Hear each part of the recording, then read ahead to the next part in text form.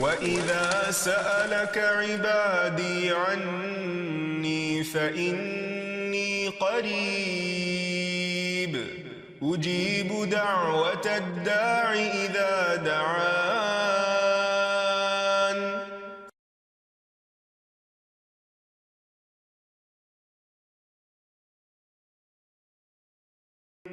نحمده ونصلي على رسوله الكريم اما بعد فاعوذ بالله من الشيطان الرجيم بسم الله الرحمن الرحيم رب اشرح لي صدري ويسر لي امري واحلل عقدة من لساني يفقهوا قولي.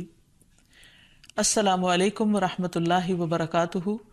ناظرین، پروگرام دعا کیجئے کے ساتھ آپ کی خدمت میں حاضر ہیں.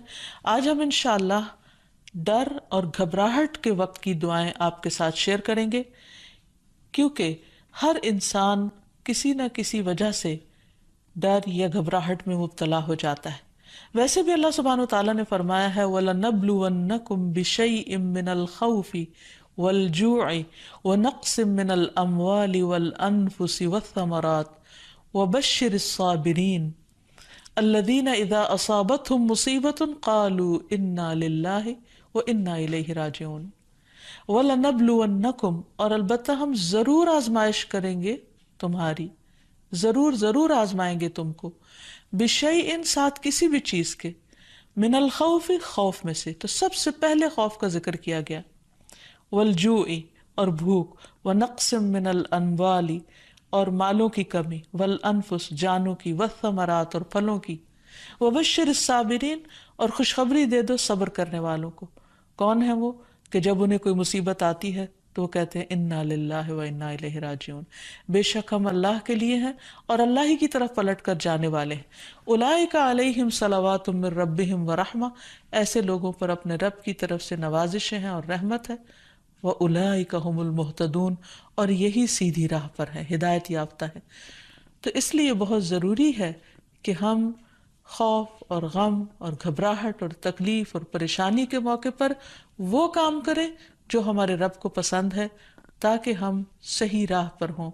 اور صحیح راہ پر چلنے کا فائدہ یہ ہے کہ انسان قیامت کے دن اپنے رب سے جا ملاقات کرے گا، اس حال میں کہ رب اس سے راضی ہوگا اور وہ رب سے راضی ہوگا. اس سے بڑی انسان کی سعادت اور کیا ہو سکتی. تو پھر ہونا کیا چاہیے؟ یہ کہ انسان ڈر اور گھبراہٹ میں اللہ تعالیٰ کی طرف رجوع کرے. اللہ تعالیٰ کی طرف اس لیے رجوع کرے کہ پوری کائنات اسی سے سوال کر رہی ہے، اسی کی طرف رجوع کرتی ہے. قرآن مجید میں آتا ہے یسألہ من فی السماوات والارض، اسی کے آگے ہاتھ پھیلائے ہوئے اسی سے سوال کرتے ہیں وہ سب جو آسمانوں میں اور جو زمین میں ہے. یعنی ساری مخلوق اپنے رب کی طرف رجوع کرتی ہے ہر ضرورت میں. جیسے ایک موقع پر ایک حضرت سلیمان علیہ السلام نے ایک چونٹی کو دیکھا کہ وہ ہاتھ اٹھائے آسمان کی طرف دعا کر رہی تھی بارش کے لیے. تو ساری مخلوق اپنی ضرورت اپنے رب سے ہی مانگتی ہے. تو انسان کو بھی چاہیے کہ وہ غیروں کی طرف نظر اٹھا کے نہ دیکھے، صرف اپنے رب کی طرف نظر اٹھائے اور اسی سے مانگے اور اسی سے فریاد کرے. لیکن یہ یاد رکھے کہ جب رب سے مانگنے کے لیے جائے تو ادب اور احترام کا تقاضا یہ ہے کہ پہلے رب کی تعریف بیان کرے اور پھر نبی صلی اللہ علیہ وسلم پر درود بھیجے. تو اس سلسلے میں اللہ سبحانہ وتعالیٰ کی تعریف کے کچھ اور کلمات ہیں جو آج آپ سے شیئر کریں گے. ابو امامہ کہتے ہیں کہ نبی صلی اللہ علیہ وسلم نے فرمایا، کیا میں تمہیں شب و روز کے مسلسل ذکر سے افضل ذکر نہ بتاؤں؟ تم کہا کرو سبحان اللہ عدد ما خلق، سبحان اللہ ملء ما خلق، سبحان اللہ عدد ما فی الارض والسماء، سبحان اللہ ملء ما فی السماء والارض، سبحان اللہ ملء ما خلق، سبحان اللہ عدد ما احصا کتابہ، وسبحان اللہ ملء کل شیء. میں اللہ کی پاکیزگی بیان کرتا ہوں اس کی مخلوق کی گنتی کے برابر. میں اللہ کی پاکیزگی بیان کرتا ہوں جس سے اس کی مخلوقات بھر جائے. میں اللہ کی پاکیزگی بیان کرتا ہوں ان چیزوں کی گنتی کے برابر جو زمین و آسمان میں ہیں. میں اللہ کی اتنی پاکیزگی بیان کرتا ہوں جس سے وہ چیزیں بھر جائیں جو آسمان و زمین میں ہیں. میں اللہ کی پاکیزگی بیان کرتا ہوں جس سے اس کی مخلوقات بھر جائیں. میں اللہ کی پاکیزگی بیان کرتا ہوں ان چیزوں کی گنتی کے برابر جن کو اس نے اپنی کتاب میں شمار کیا. اور میں اللہ کی اتنی پاکیزگی بیان کرتا ہوں جس سے ہر چیز بھر جائے. پھر تم اسی طرح الحمدللہ کہو، یعنی جہاں سبحان اللہ کہا ہے اسی طرح الحمدللہ کہ میں اللہ کی اتنی تعریف بیان کرتا ہوں. تو انسان اللہ سبحانہ وتعالیٰ کی تعریف بیان کرتے ہوئے تھکے نہیں. اس تسبیح سے بھی انسان کی بہت سی مشکلات خود بخود حل ہو جائیں گی. اور پھر نبی صلی اللہ علیہ وسلم پر درود شریف پڑھے اور پھر اللہ تعالیٰ سے دعا کرے.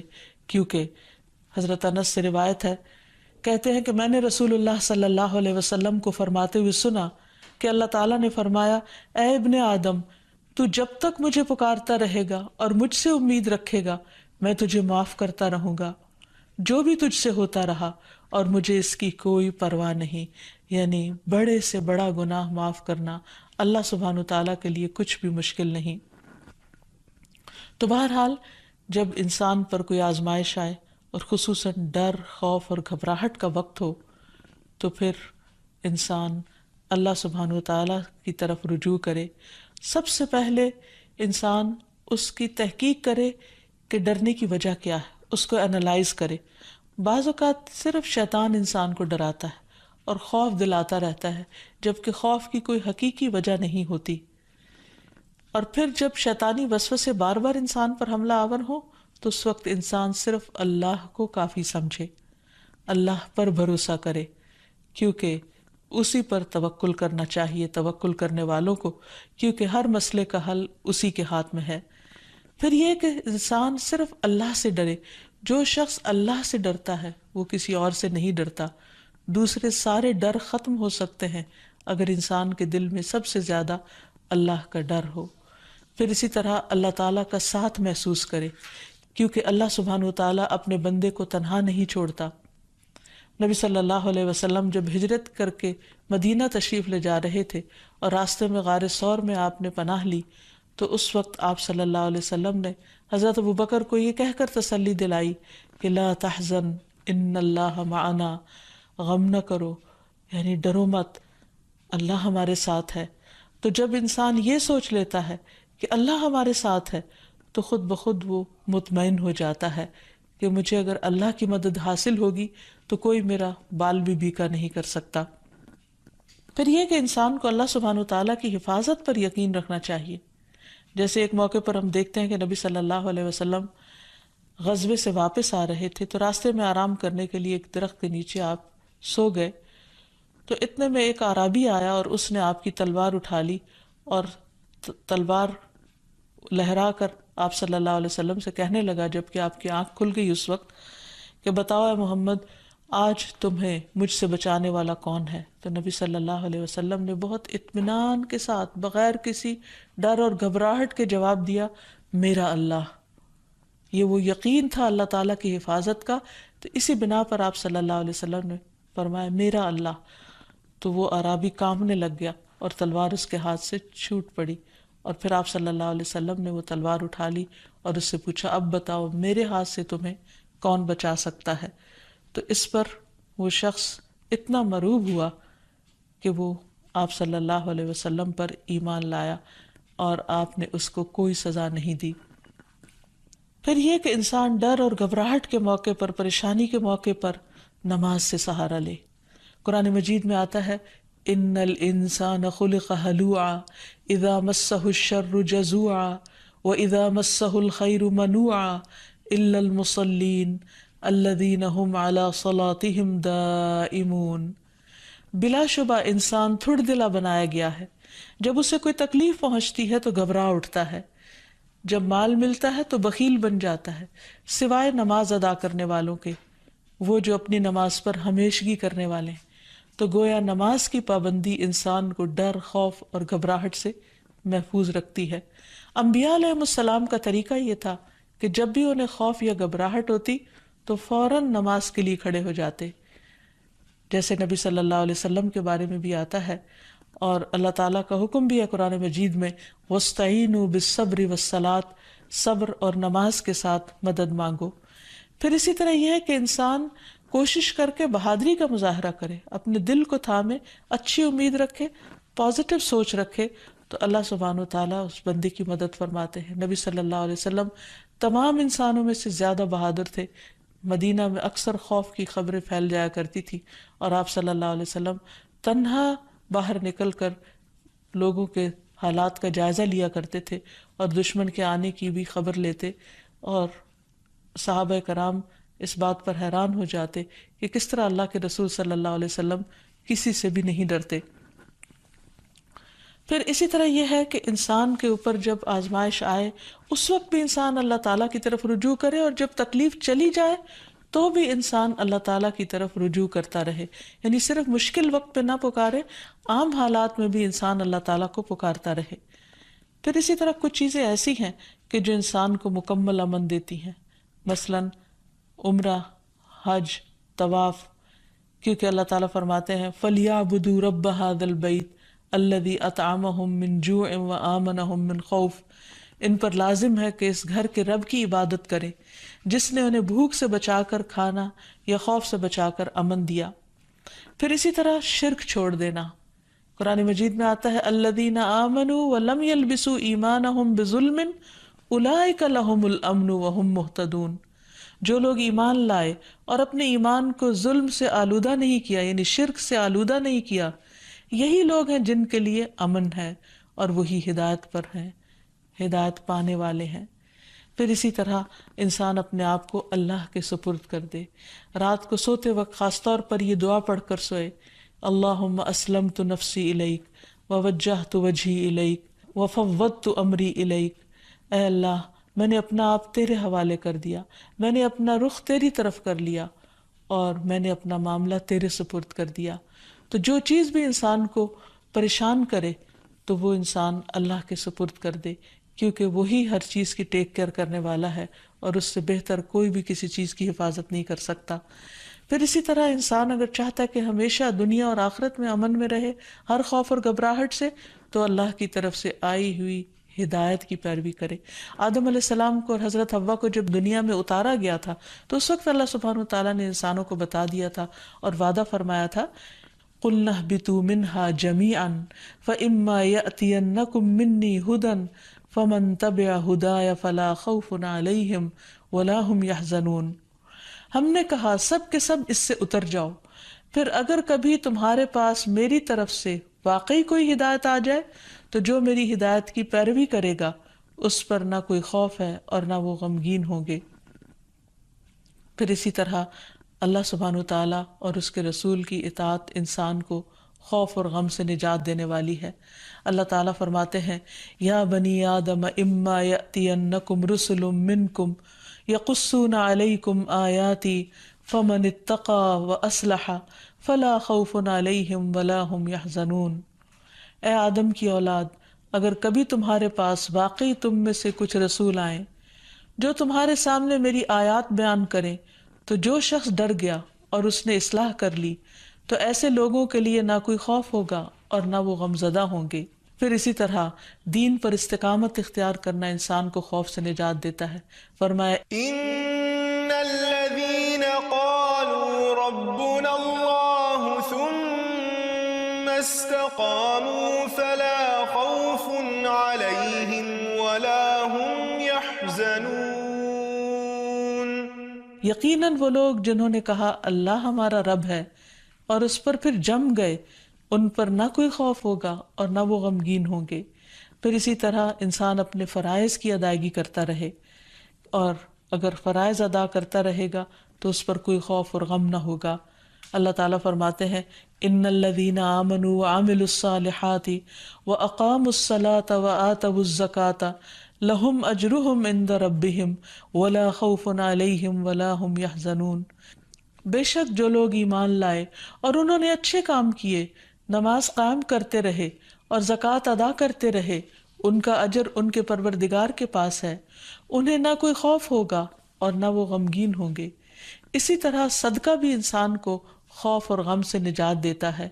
قرآن مجید میں آتا ہے الذین ينفقون اموالهم فی سبیل اللہ ثم لا يتبعون ما انفقوا منا ولا اذى لهم اجرهم عند ربهم ولا خوف علیہم ولا هم يحزنون.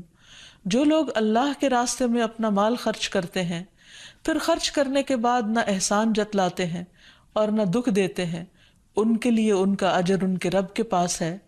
ایسے لوگوں کو نہ کوئی خوف ہوگا اور نہ وہ غمگین ہوں گے.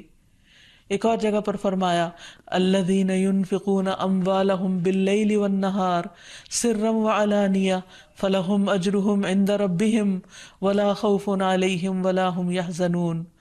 جو لوگ دن رات کھلے اور چھپے اپنے مال خرچ کرتے ہیں انہیں اپنے رب سے اس کا اجر ضرور مل کر رہے گا. ایسے لوگوں کو نہ کچھ خوف ہوگا اور نہ وہ غمگین ہوں گے. اور اب کچھ دعائیں اور تسبیحات جو انسان کو خوف سے نجات دیتی ہیں، غم سے نجات دیتی ہیں.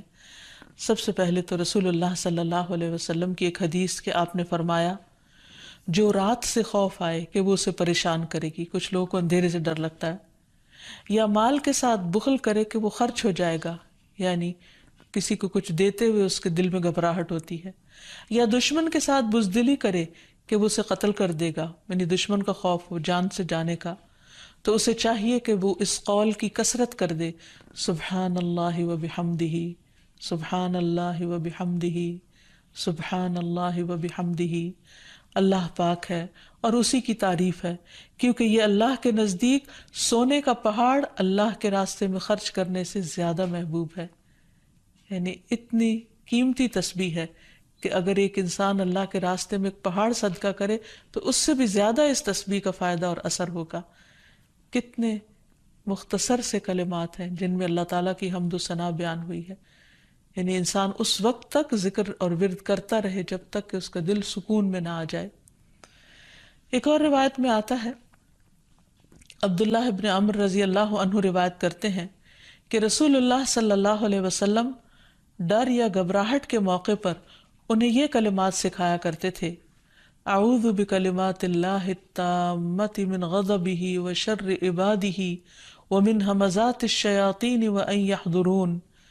میں اللہ کے کامل کلمات کی پناہ میں آتا ہوں، اس کی ناراضگی سے، اس کے بندوں کی شرارتوں سے، شیطانوں کے وسوسوں سے، اور اس بات سے کہ وہ میرے پاس آئیں. پھر اسی طرح ڈراؤنے خواب سے بچنے کے لیے بھی نبی صلی اللہ علیہ وسلم نے یہی دعا پڑھنے کے لیے فرمایا.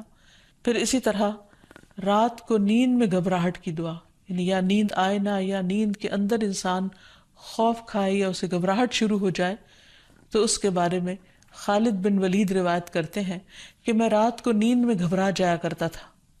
پھر میں نبی صلی اللہ علیہ وسلم کے پاس حاضر ہوا تو میں نے عرض کیا میں رات کو نیند میں ڈر جاتا ہوں تو میں اپنی تلوار اٹھا لیتا ہوں اور جو چیز سامنے آتی ہے اسے تلوار سے مار ڈالتا ہوں.